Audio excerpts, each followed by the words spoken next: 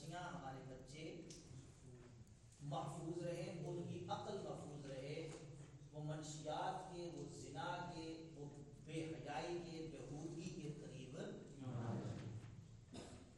تیسری صورت یہ ہونی چاہیے کہ بے حیائی، الحاد، دہریت اور فکری انحرافات سے نسل کو بچایا جائے۔ بے حیائی، الحاد کہتے ہیں وہ جو وجود کے منکر ہو جاتے ہیں، بے دینی، بے راہ روی کے شکار ہو جاتے ہیں، یہ چیزیں عقل کو ظاہر کر دیتی ہیں۔ پیچھے بیٹھے کچھ طلباء آپس میں چنگوریاں کر رہے ہیں، توجہ کلاس کی طرف رکھیں تاکہ آپ کے آنے کا آپ کو مکمل فائدہ حاصل ہو۔ بے حیائی، الحاد، دہریت اور فکری انحرافات سے نسل کو بچانا۔ اور چوتھے اور اہم اور بڑی ضروری جو حفظ عقل کی صورت ہے وہ یہ ہے کہ میڈیا اور انٹرنیٹ کے ذریعے دینی آلودگی سے پرہیز۔ میڈیا اور انٹرنیٹ کے ذریعے دینی آلودگی سے پرہیز۔ ایک بندے کا کام ہے سارے کام کرنے، سمجھ میں آ گئی بات؟ حفظ عقل کا بھی ہمارا جو سبق ہے، یہ جو باب ہے، یہ مکمل ہوا۔ اس کو میں دوبارہ اس کی تمہیدی گفتگو جو کل ہم نے بیان کی تھی دوبارہ ذکر کر رہا ہوں تاکہ یہ ذہنوں کے اندر تازہ ہو۔ اسلام نے عقل کو انسان کی عظیم نعمت قرار دیا۔ عقل ہی کے ذریعے انسان اپنے باتوں میں کر سکتا ہے۔ میں نے وہ کل کہا تھا نا کہ ہم شروع کریں گے ذرائع علم سے، لیکن بس ہو گیا، اب یاد آ گیا ہے تو ہم نہیں سے شروع کرتے ہیں۔ عقل پر کل حضرت مولانا صاحب نے سوال کیا تھا، ذرائع علم جو ہے نا جن کے ذریعے علم حاصل ہوتا ہے وہ تین بنیادی طور پر کتنے ذرائع ہیں؟ تین ذرائع سے علم حاصل ہوتا ہے۔ علم کے حصول کا پہلا ذریعہ ہے حواس خمسہ، 5 حواس جو کہ ہر انسان کو حاصل ہے۔ 5 حواس جو انسان کو حاصل ہوتے ہیں، قوت سامعہ، قوت باصرہ، قوت لامسہ، قوت ذائقہ، قوت شامہ۔ یہ 5 قوتیں ہیں جن کے ذریعے علم حاصل ہوتا ہے۔ یہ سورس آف نالج ہے۔ بنیادی طور پر یہ 3 ذرائع، ان میں سے پہلا کیا ہے؟ حواس خمسہ۔ 5 حواس، 5 وہ حصے ہیں جو انسان کو حاصل ہیں۔ دیکھنے کی قوت، سننے کی قوت، چکھنے کی قوت، چھونے کی قوت اور سونگنے کی۔ کسی چیز کے بارے میں علم حاصل کرنا ہو تو ان 5 حواس کے ذریعے علم حاصل ہو سکتا ہے۔ اگر دیکھنا ہے، دیکھ کر کسی چیز کا علم حاصل کرنا ہے نا، اس کے لیے قوت باصرہ ہے۔ کوئی کسی چیز کے بارے میں یہ علم حاصل کرنا ہو، یہ سفید ہے، سیاہ ہے، یہ موٹی ہے، پتلی ہے، چھوٹی ہے، بڑی ہے، اس کے لیے قوت باصرہ کے ذریعے نالج حاصل ہو جاتا ہے۔ دیکھ کر پتہ چل جاتا ہے یہ سفید ہے، یہ سیاہ ہے۔ ہوتا ہے اس طرح فلاں ہے، اس طرح فلاں ہے۔ دوسری قوت سامعہ، کسی چیز کا علم سن کر حاصل کرنے کے لیے اس کا استعمال ہوتا ہے۔ مطلب کوئی آواز آ رہی ہو، اب قوت سامعہ کے ذریعے یہ علم حاصل ہوتا ہے کہ یہ جو آواز آ رہی ہے یہ نعت پڑھی جا رہی ہے، تلاوت کی جا رہی ہے، ڈھول پیٹا جا رہا ہے یا گانا گنگنایا جا رہا ہے۔ اس کا علم قوت سامعہ کے ذریعے حاصل ہوتا ہے۔ قوت سن کر اس کا علم حاصل ہو جاتا ہے۔ اسی طرح کسی چیز کے بارے میں یہ علم حاصل کرنا ہو، یہ ٹھنڈی ہے یا گرم ہے، کھردری ہے یا ملائم ہے، تو قوت لامسہ کے ذریعے بیٹا آپ کو یہ احمد رضا نہیں آپ رہے ہیں احمد رضا جو ادھر کلاس میں سنجیدگی کے ساتھ بیٹھے، کسی چیز کے بارے میں اب علم حاصل کرنا ہے نا کہ وہ چیز کھردری ہے، ملائم ہے، اس کی ماہیت کیا ہے، اس چیز کی بنی ہے، تو قوت لامسہ کے ذریعے یہ علم حاصل ہو سکتا ہے۔ جیسے کہ پکڑیں گے تو پتہ چل جائے گا کہ یہ تو فلاں۔ اسی طرح کسی چیز کے بارے میں یہ علم حاصل کرنا ہو، یہ میٹھی ہے یا کڑوی ہے، اس کا ذائقہ کیا ہے، ترش ہے، کھٹی ہے، میٹھی ہے، تو یہ چکھنے سے معلوم ہوگا۔ قوت ذائقہ اس میں مدد دے، اس کے ذریعے یہ علم حاصل ہو جاتا ہے۔ اور پانچویں حص جو ہے وہ ہے قوت شامہ۔ کسی چیز کی مہک اٹھ رہی ہو، سونگنے سے پتہ چل جاتا ہے کہ یہ فلاں چیز کی خوشبو، یہ گلاب کی خوشبو ہے، یہ چمیلی کی خوشبو ہے، یا یہ جو خوشبو آ رہی ہے یہ قورمہ پک رہا ہے، یہ اس کی خوشبو ہے، یہ فلاں۔ اب اسی طرح خوشبو بھی اور بدبو بھی، کسی چیز کی بو بھی محسوس ہوتی ہے اور خوشبو بھی اسی حس کے ذریعے معلوم ہوتی ہے۔ تو بنیادی طور پر جو سورس آف نالج ذرائع علم ہے ان میں سے پہلا نمبر کس کا آتا ہے؟ حواس خمسہ۔ ان پانچ حواس کے ذریعے علم حاصل کیا جاتا ہے۔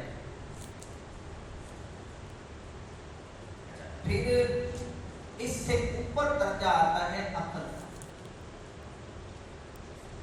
جو علم حواس کے ذریعے حاصل نہیں ہو سکتا وہ علم عقل کے ذریعے حاصل ہوتا ہے۔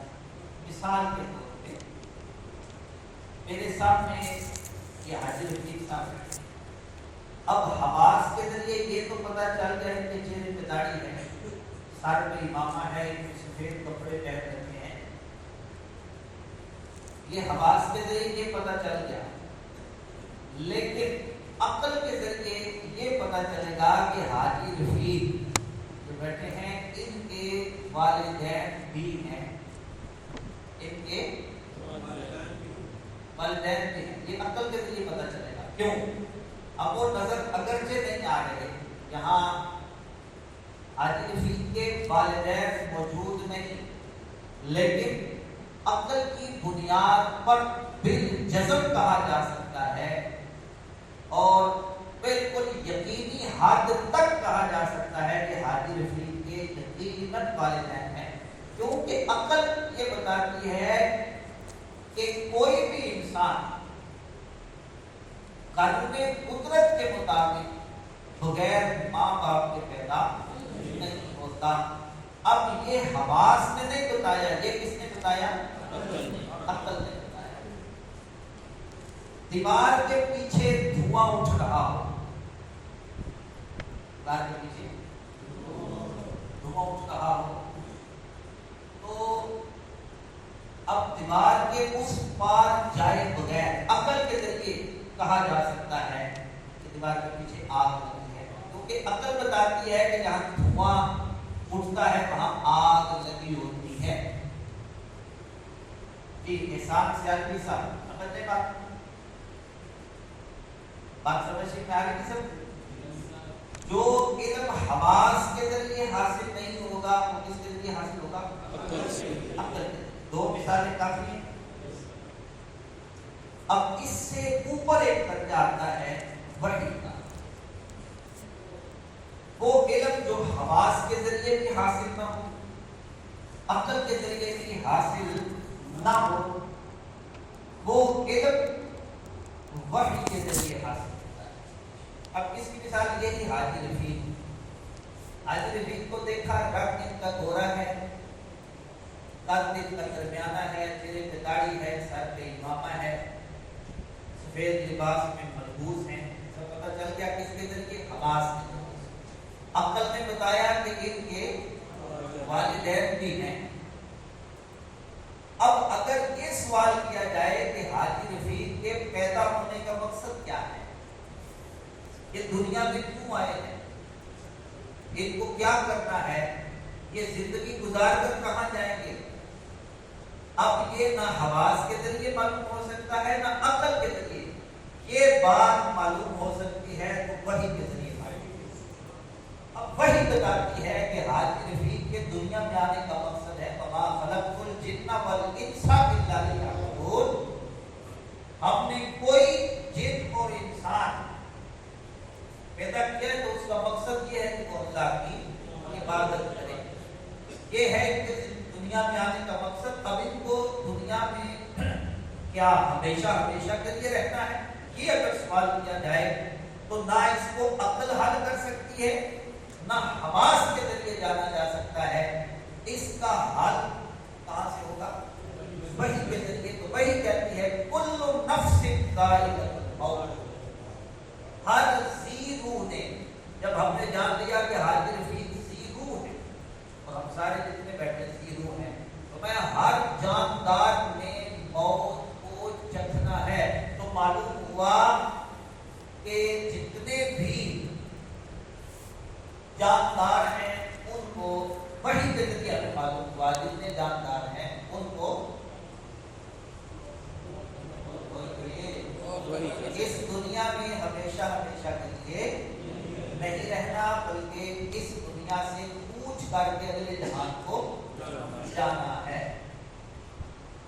اب آگے کے پھر جتنے معاملات ہیں، وہاں آخرت میں کیا معاملہ ہوگا، یہ بھی عقل کے ذریعے نہیں جانا جا سکتا، یہ بھی حواس کے ذریعے نہیں جانا جا سکتا، بلکہ اس کے لیے کس علم کی ضرورت پڑتی ہے؟ وحی۔ ہو گئے جی؟ کوئی سوال تو نہیں رہتا؟ جی بسم اللہ۔ ہر ذی روح نے موت کو چکھنا، کیا یہ عقل کے ذریعے نہیں سمجھا جا سکتا؟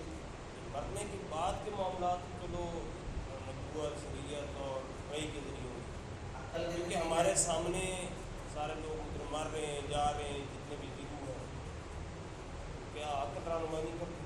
یعنی اس کو عقل کے ذمہ میں نہیں لیا جا سکتا؟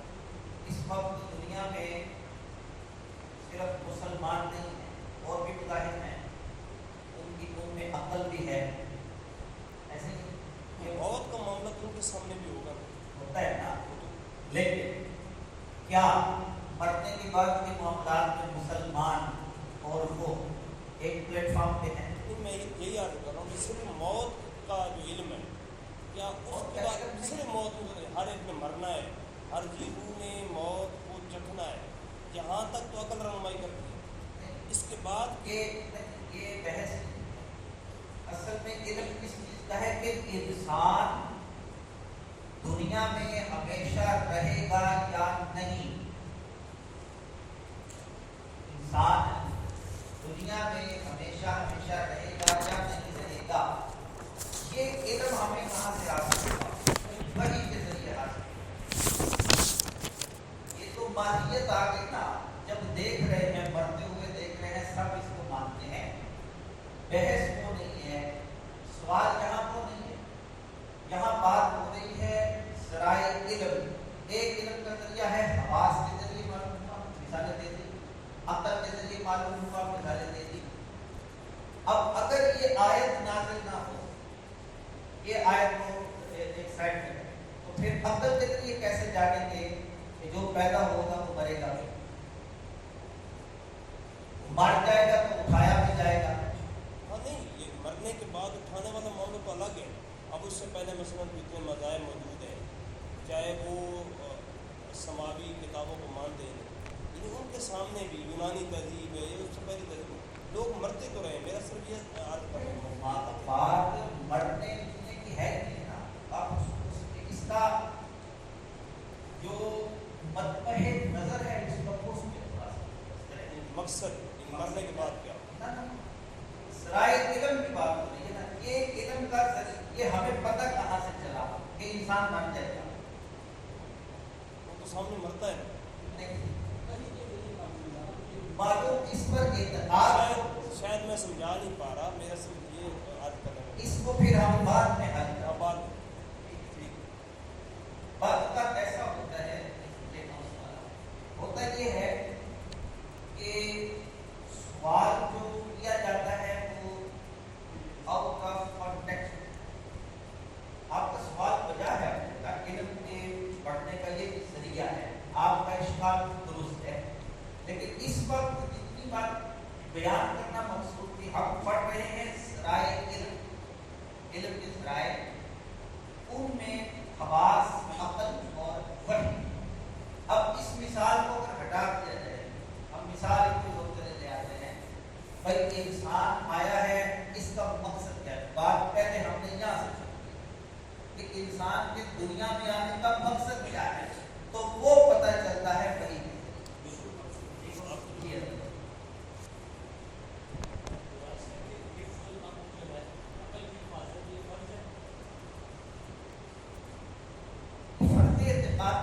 تو اس کو جو ایک معروف فرض ہوتا ہے نا، وہ فرض نہیں ہے.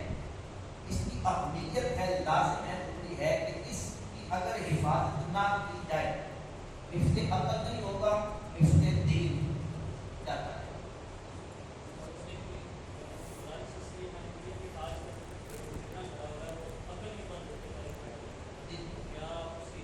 بالکل لازم.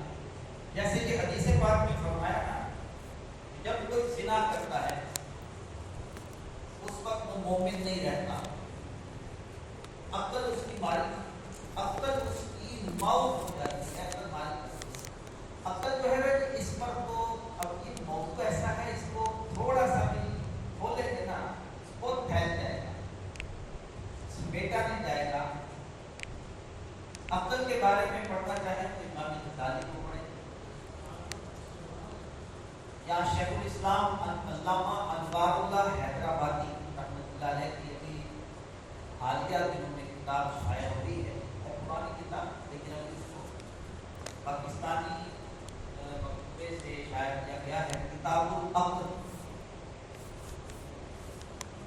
اس کو ضرور پڑھا جائے. لیکن ہے کہ باپ عقل ہر کسی کو ایک جیسی نہیں ملتی. عقل جو ہے ہر کسی کو ایک جیسی نہیں ملتی. عقل بھی رزق کی طرح ہے، یہ بھی رزق ہے، بلکہ عقل بھی رزق ہے، علم بھی رزق ہے. ہر کسی کو اس کے اپنے رزق کے مطابق. اب مزید یہ موضوع پھیلے، ہم دوبارہ اپنے سفر کی طرف آتے ہیں. تو حفظ عقل جو ہے یہ بھی لازم ہے. آگے آ جائیں حفظ النسل. چوتھا جو بنیادی مقصد ہے مقاصد شریعت میں سے، وہ کیا ہے کہ حفظ النسل، نسل کی حفاظت. نسل انسانی کا تحفظ اسلامیہ کا ایک اہم مقصد ہے. اسلام چاہتا ہے کہ انسان کی نسل پاکیزہ طریقے سے چلے، خاندانی نظام مضبوط ہو اور زنا، تیرا روی اور معاشرتی فساد سے نسل کا بگاڑ نہ ہو. حفظ النسل سے مراد کیا ہے؟ اس سے مراد ہے انسانی نسل کو جسمانی، اخلاقی اور نسبی اعتبار سے محفوظ کرنا، یعنی نسب کی درستی، نکاح کی حوصلہ افزائی، زنا، لواطت اور بے حیائی سے روکنا، تاکہ معاشرے میں پاکیزہ نسل پروان چڑھے. یہ حفظ النسل سے مراد ہے. اب اس کے دلائل شرعیہ کی اگر بات کی جائے تو قرآن مجید قرآن حمید میں کئی آیات کریمہ کے اندر حفظ نسل کے لیے احکامات موجود ہیں. سورہ فرقان کی آیت نمبر 68، سورہ فرقان کی آیت نمبر 68 کے اندر اللہ تبارک و تعالیٰ نے فرمایا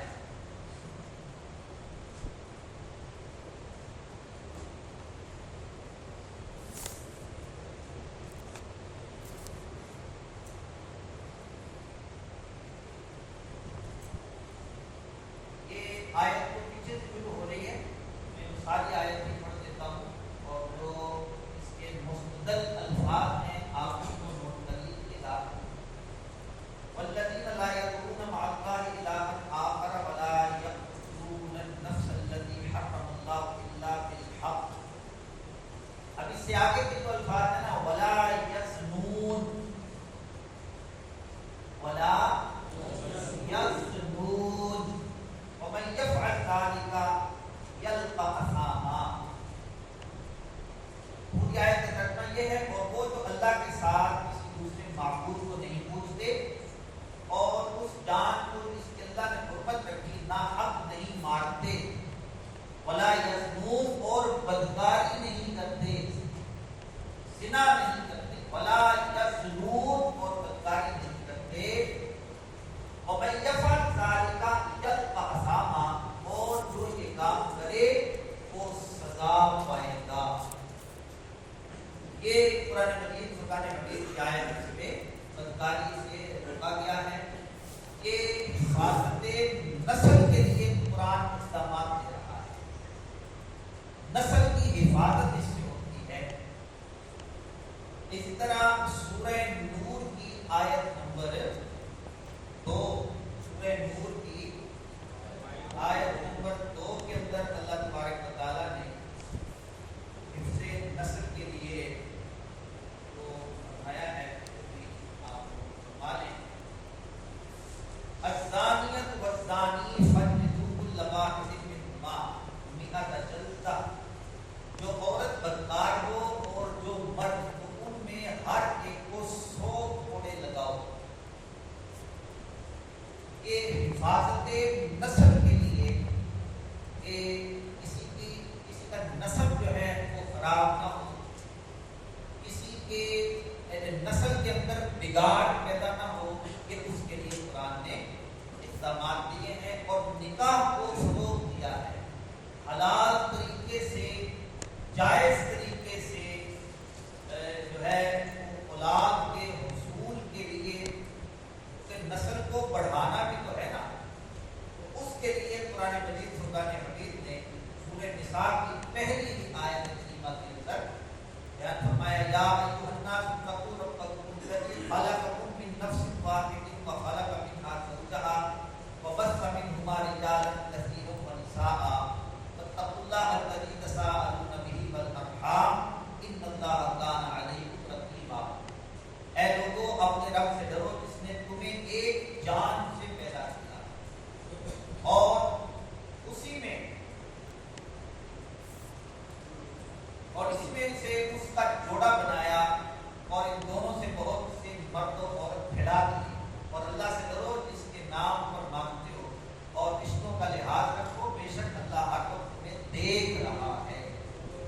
اس کریمہ میں نکاح کے فروغ اور جائز طریقے سے اولاد کے حصول کی ترغیب ہے، جو کہ حفاظت نسل کے لیے اعلیٰ اقدام ہے جو قرآن نے کیے ہیں، اور یہ اللہ کے فضل و کرم سے حفاظت نسل کا اقدام جو اسلام نے مہیا کیا اپنے ماننے والوں کو، اور کسی مذہب میں نظر نہیں آتا، کسی مذہب میں اس کی تفصیل میں نہ بھی جب آپ بخوبی جانتے ہیں معاشرے کے اندر جو کچھ ہوتا ہے آپ سمجھتے ہیں۔ اچھا، یہ تو قرآن مجید سے دلائل ہوتے، اب احادیث مبارکہ میں سنن ابو داؤد کی ایک حدیث میں رسول پاک صلی اللہ علیہ وسلم میں محبت کرنے والی، زیادہ بچے جننے والی عورتوں سے نکاح کرو، کیونکہ میں قیامت کے دن تمہاری کثرت پر فخر کروں گا۔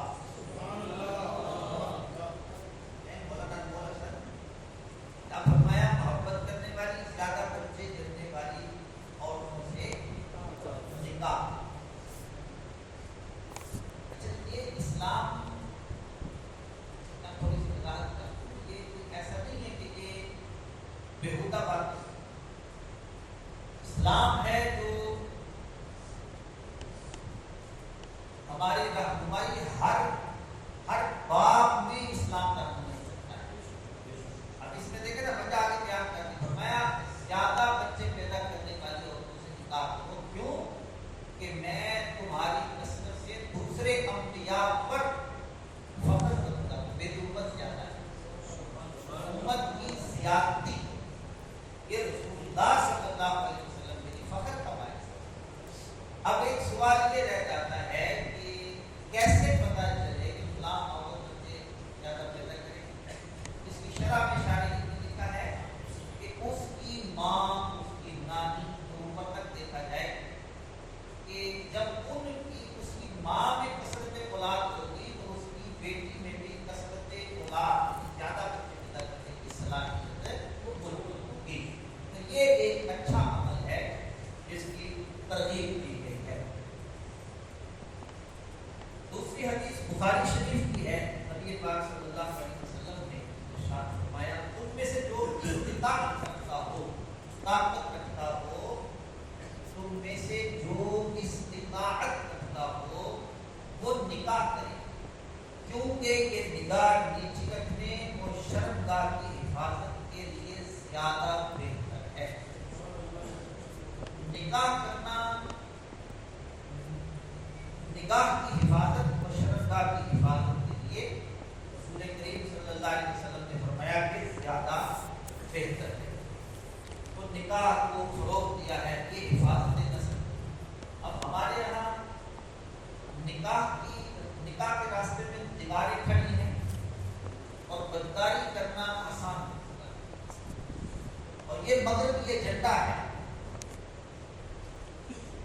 جو ہمارے یہاں رسم و رواج ضرور قسم کی بات ہوتی ہے کہ بیٹا پہلے اپنے قوم کو کھڑا ہو جائے، یہ کر لے وہ کر لے پھر شادی کرے۔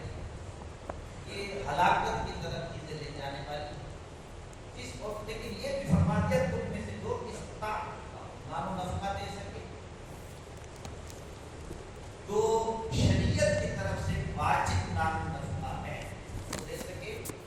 اور سرکار دو عالم صلی اللہ علیہ وسلم نے فرمایا کہ نکاح کرے، کہ نکاح کرنا کیا ہے؟ نگاہ کی حفاظت اور یاد رکھیے نکاح پر ثواب جو ہے نا، ہم اس میں فقہ القرآن کورس میں بیٹھے ہیں نا، ہم نے نیت کے بارے میں پڑھا، لا ثواب الا بالنیہ الامور بمقاصدها۔ اگر کوئی نکاح محض تلفظ کے لیے کرتا ہے یا اور کوئی اس کا مقصد ہے تو اس کو ثواب نہیں۔ تو نکاح کا عظیم ثواب ہے نا، وہ نہیں ملے گا۔ اگرچہ وہ عورت اس کے لیے حلال ہو جائے گی شرعی طریقے سے، اگر نکاح ہو جاتا ہے عورت تو حلال ہو گئی، لیکن نیت اگر صرف تلفظ حاصل کرنا ہے، اس سے حظ اٹھانا ہے، یہ چیز تو وہ ہے جو ملے گی ہی ملے گی۔ نیت جو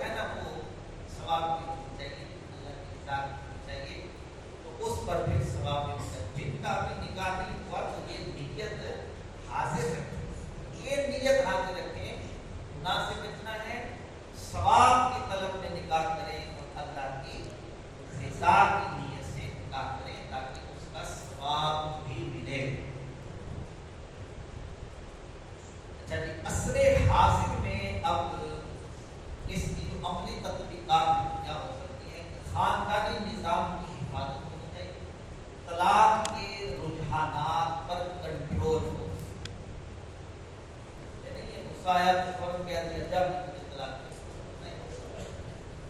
اب اس کے لیے ضروری تو یہی ہے کہ نکاح کرنے سے پہلے نکاح و طلاق کے مسائل کو سیکھا جائے. نہیں سیکھتے شیروانیاں جا کے پسند کر کے ہوتے ہیں, برات میں یہ پہن, ولیمے میں یہ پہن, طلاق کے مسائل نہیں سیکھتے. کتنا بڑا المیہ ہے, اس سے بھی خاندان کے اندر نظام خراب ہوتا ہے. اچھا, غیر اخلاقی تعلقات کی روک تھام ہو, فحاشی و ہم جنس پرستی جس کو مغربی دنیا بڑا عام کرتی ہے, مرد مرد کے ساتھ, عورتیں عورتوں کے ساتھ. حالانکہ فطرتاً کیا ہے کہ اللہ تعالیٰ نے مرد کی تسکین کے لیے عورت کو پیدا کیا حلال طریقے کے ساتھ, لیکن یہ ہم جنس پرستی اس کی روک تھام ہو. بچوں کے جنسی استحصال کے خلاف قوانین, اور اپنی اولادوں کو ہمیں کیا کرنا چاہیے, یہ تو میں نے بات کر دی, بچوں کا کام ہے, اداروں کا کام ہے. اپنی اولادوں کی حفاظت ہمیں خود کرنی ہے. بچیوں کو جب بچیاں تھوڑی بڑی ہونا شروع ہو جائیں, ان کے لباس کا خیال رکھنا یہ والدین کی ضروری ہے. وہ ایسا لباس نہ پہنائیں جس کی طرف گندی نظر اٹھے. بچیوں کے معاملے میں بہت زیادہ حساس ہونا چاہیے, بہت زیادہ فکر مند رہنا چاہیے. یہ ساری چیزیں جو ہیں یہ کس کے لیے ہیں؟ حفاظت نسل. الغرض یہ کہ اسلام میں نسل کی پاکیزگی, نسل کی درستی اور قانون نظام کی مضبوطی ایک اہم مقصد ہے. تو اگر یہ بگڑ جاتا ہے نا تو بعض اوقات بہت سارے مسائل بگڑ جاتے ہیں. نسل ہی بگڑ جائے تو معاملات ہیں وہ. اس لیے شریعت نے نکاح کو عبادت اور زنا کو جرم اور بچوں کی تربیت کو فرض قرار دیا ہے. نکاح کو عبادت قرار دیا ہے, زنا کو جرم قرار دیا ہے, اور بچوں کی تربیت کو فرض قرار دیا ہے. بچوں کی اسلامی نہج پر تربیت لازم ہے. 4 مقاصد بیان ہو گئے. 5واں مقصد اس کے تحت جو ہے شریعت احکام نافذ فرماتی ہے, حفظ المال. ٹھیک ہے, 5واں مقصد کیا ہے؟ حفظ المال.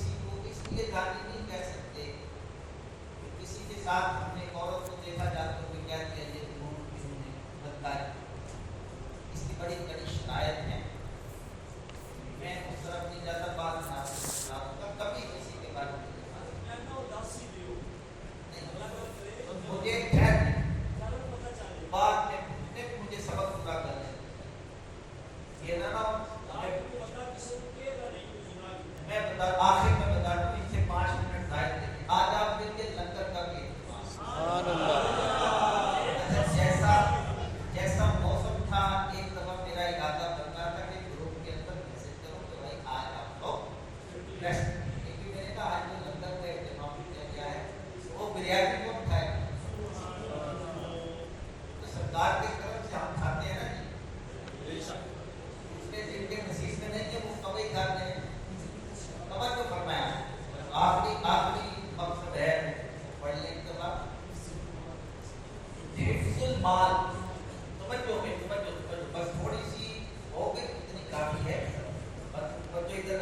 ایسا نہ ہو کہ نظام جو ہے وہ خلل کا شکار ہو جائے۔ پانچواں جو مقصد ہے نا شریعت کا، اس کے تحت شریعت احکام نافذ فرماتی ہے، وہ ہے حفظ المال۔ مال ایک انسان کی بنیادی ضرورت ہے۔ مال انسان کی بنیادی ضرورت ہے۔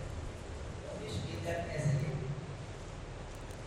مال انسان کی بنیادی ضرورت ہے، جس کے بغیر نہ زندگی کی گاڑی چل سکتی ہے، نہ عبادات و معاشرت کی ادائیگی ممکن ہے۔ زندگی کی گاڑی نہیں چلے گی، ہر قدم پر مال کی ضرورت جو ہے یہ متحقق ہے۔ اسلام نے مال کو نعمت قرار دے کر اس کے جائز حصول، خرچ اور تحفظ کے اصول بیان کیے ہیں۔ اسلام نے ان کو بیان کیا ہے، ہمیں اکنامکس کارل مارکس سے پڑھنے کی ضرورت نہیں ہے، اسلام نے خود بیان کیا۔ ہمیں داس کیپٹل نہیں، قرآن سے رہنمائی لینے، اتنا معاشیات میں قرآن نے رہنمائی دی ہے نا۔ کسی اور مذہب نے، کسی اور فلسفہ نے اس طرح کی رہنمائی نہیں۔ وہ مال لوٹنے کے طریقے بتاتے ہیں کہ کس طرح 10 روپے کی چیز کو اس انداز سے بناؤ کہ غریب عوام اس کو 200 لینے میں بھی خوشی محسوس کرے، اور یہ ایک مہذب لٹیرے کیسے تیار کیے جائیں، داس کیپٹل کو بتاتی ہے۔ اور قرآن کیا رہنمائی کرتا ہے سنیے۔ اسلام نے مال کو نعمت قرار دے کر اس کے جائز حصول، جائز طریقے سے حاصل کرنے، اس کو خرچ کیسے کرنا ہے، اس کے تحفظ کے اصول بیان کیے ہیں، اور اسے ضائع کرنے یا ناجائز طریقے سے چھیننے کی سخت ممانعت۔ حفظ المال سے مراد کیا ہے؟ انسانی اموال کا تحفظ، چوری، ڈاکہ، غبن، دھوکہ، سود، جوا، فضول خرچی، مال کی بربادی اور معاشی ناانصافی سے بچانا۔ ان کی چیزوں سے چوری، ڈاکہ، دھوکہ، سود، غبن، جوا، فضول خرچی، مال کی بربادی اور معاشی ناانصافی سے بچانا۔ اب ان کے طرح آگے دلائل شرعیہ کی طرف سورۃ النساء کی آیت نمبر 29۔ سورۃ النساء آیت نمبر 29۔ اللہ تبارک و تعالیٰ فرماتا ہے، یا ایھا الذین آمنوا لا تأکلوا اموالکم بینکم بالباطل الا ان تکون تجارۃ عن تراض منکم۔ اے ایمان والو، آپس میں ایک دوسرے کے مال ناحق نہ کھاؤ۔ اے ایمان والو، آپس میں ایک دوسرے کے مال ناحق نہ کھاؤ، مگر یہ کہ کوئی سودا تمہاری بر میں رضامندی کھاؤ۔ آگے چل صورت کیا ہے؟ اسی طرح کی سورہ بقرہ کی آیت نمبر 188۔ سورہ بقرہ آیت نمبر 188۔ یہ تخریج کر رہے ہیں نا، آیتیں لکھتے ہیں، یہ امتحان میں آ جاتے ہیں، پوچھتے تو فلاں سورت کی فلاں آیت میں کون سا مسئلہ بیان ہوا ہے، مسئلہ بھی بتائیں اور آیت کا نمبر بھی بتائیں، اس لیے ان کو اچھے طریقے سے یاد کریں۔ سورہ بقرہ کی کون سی آیت کہی ہے؟ 188۔ 188 188۔ اللہ تعالیٰ فرماتا ہے، وَلَا تَأْكُلُوا أَمْوَالَكُمْ بَيْنَكُمْ بِالْبَاطِلِ وَتُدْلُوا بِهَا إِلَى الْحُكَّامِ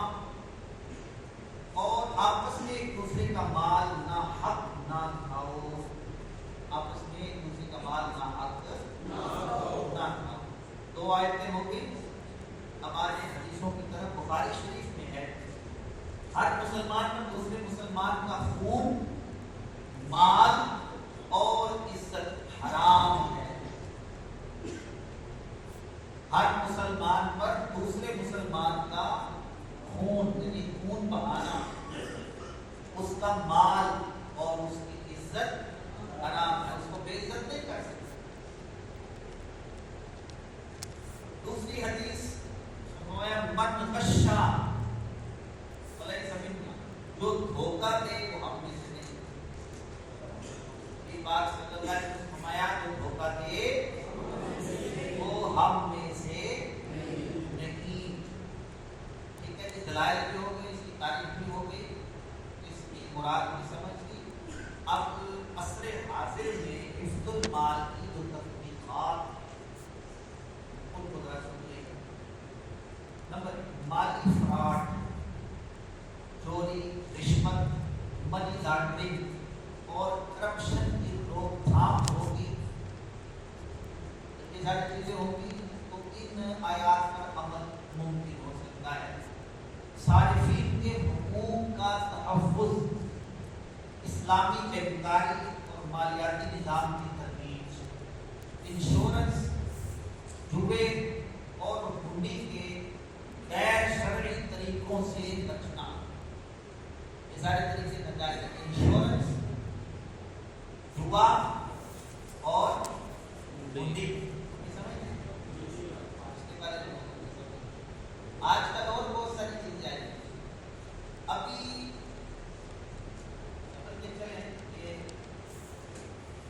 ٹھہر جائے گا، لیکن بہت ساری آج کل گیمیں ایسی نکل آئی سب مال کمانے کے نجائز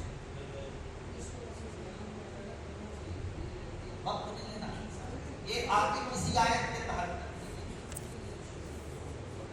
ایک موضوع انشاءاللہ چلے، ابھی میں ارادہ کر لیتا ہوں۔ فقہ اسلامی کی جو عصری مباحث ہیں اس کا ایک لیکچر انشاءاللہ شامل کر لیتے ہیں، اس میں یہ جدید مسئلے کو بیان کریں۔ اچھا جی، نمبر 5، خیرات اور وقف کے ذریعے مالی توازن بھی رہنا چاہیے۔ خیرات اور وقف کے ذریعے مالی توازن، یہ نہیں ہے کہ ایک بندے کے پاس مال جمع ہوتا ہی جا رہا ہے، وہ خیرات نہیں کر رہا، خرچ نہیں کر رہا، اس کا بڑھتا رہے گا، جن کو نہیں دے رہا ان کے پاس رہے گا کچھ نہیں۔ تو مالی توازن دینا چاہیے۔ کچھ پراپرٹی زیادہ ہو جائے وقف کر کے وہ اللہ کا گھر بھی بنا دے، یعنی مسجد بنا دے، کوئی مدرسہ بنا دے، کوئی ایسا ادارہ بنا دے جہاں فہم قرآن، فقہ القرآن، فہم حدیث، فہم سیرت، فہم تصوف، اس طرح کے جو کورسز ہیں وہ ہوتے ہیں۔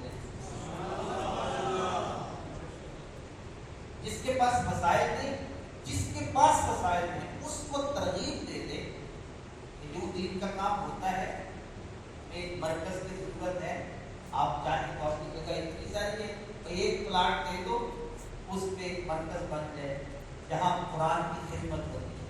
تو یہ ساری چیزیں مالی توازن کو برقرار رکھیں۔ ٹھیک ہے، اب ہم نے جناب یہ بنیادی مقاصد پڑھ لیے، امید ہے شرح صدر ہوگا کہ شریعت نے جو احکام نازل کیے ہیں وہ ایسے ہی کرتے، وہ دنیاوی قانون دان ہیں، قانون بنا کر 2 سال بعد ختم کر دیتے ہیں۔ اسلام جو قانون بناتا ہے، دین جو ہے، دین کا معنی قانون بھی ہے، اسلام نے جو قانون دیے ہیں ان کے اندر نہ کوئی تبدیلی ہو سکتی ہے، نہ کوئی کجی ہو سکتی ہے، نہ کوئی کمی ہو سکتی ہے، اور نہ ہی کوئی نقصان ہو سکتا ہے، بلکہ یہ سراسر رحمت ہے، حکمت ہے اور سراسر ان کا فائدہ ہی ہوتا ہے۔ اسلام جو ہے نا مال کو امانت سمجھتا ہے، اسلام مال کو امانت سمجھتا ہے، اسے کمانے کے لیے محنت، مال کو کمانے کے لیے محنت، خرچ کرنے کے لیے تقویٰ اور محفوظ رکھنے کے لیے شریعت کی رہنمائی لازمی ہے۔ فقط مال ہو وہ حرام ہے، حلال ہے، پرواہ نہ کرے، جمع کرتا ہے تو کرتا ہی جائے، پتہ ہی نہیں خرچ کیسے کرنا ہے۔ کئی لوگ کماتے حلال ہیں، خرچ حرام نہیں کرتے۔ کئی لوگ جو حرام کماتے ہیں اور عمرے پہ عمرہ کرتے ہیں،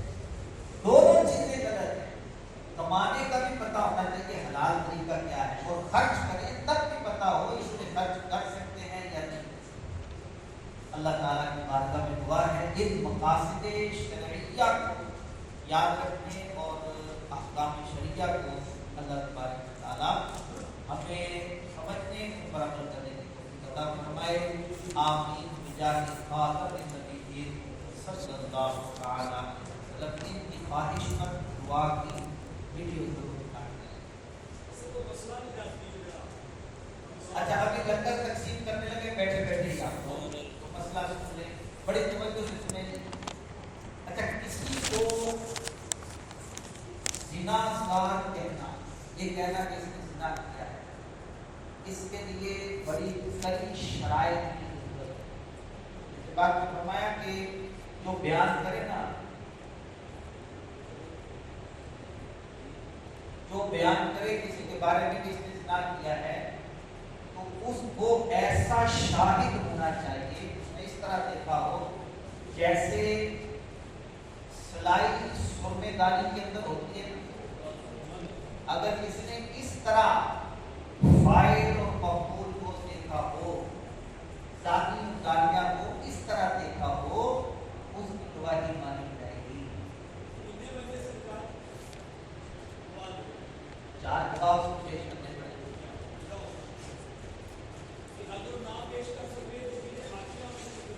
پھر اس پر اس کو 80 کوڑے تہمت کے لگے.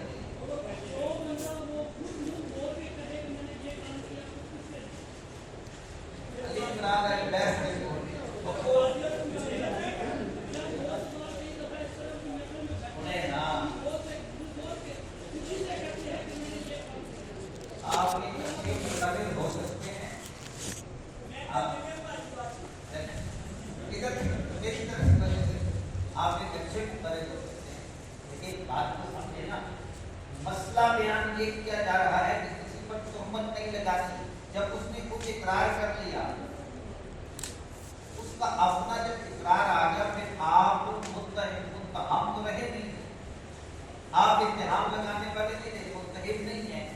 وہ خود جب اقرار کر رہا ہے تو وہ اس کا اپنا ایک باطن جرم ہے، پھر اس کو وہ اصلاح کی جائے گی.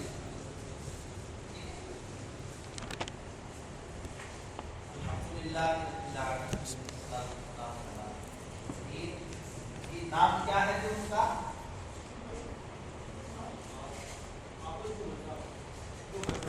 نہیں بتا رہے آپ نے حکمت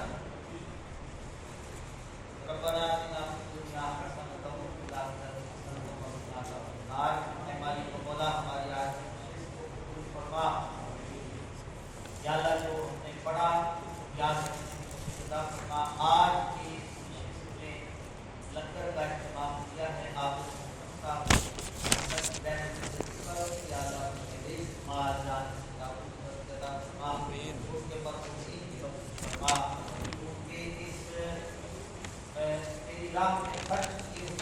اللہ دنیا بہترین سے اور